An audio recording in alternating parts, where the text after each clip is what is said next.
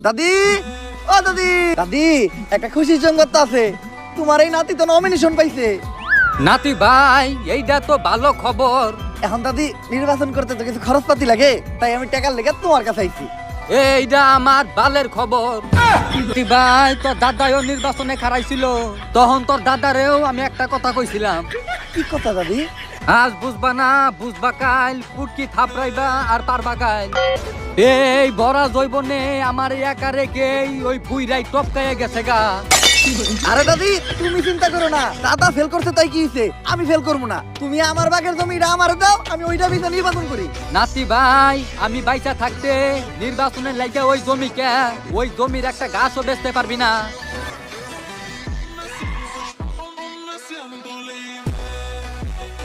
আমি বাইচা থাকতে নির্বাচনের লাগে ওই জমিকে, ওই জমির একটা গাছও বেচতে পারবি না।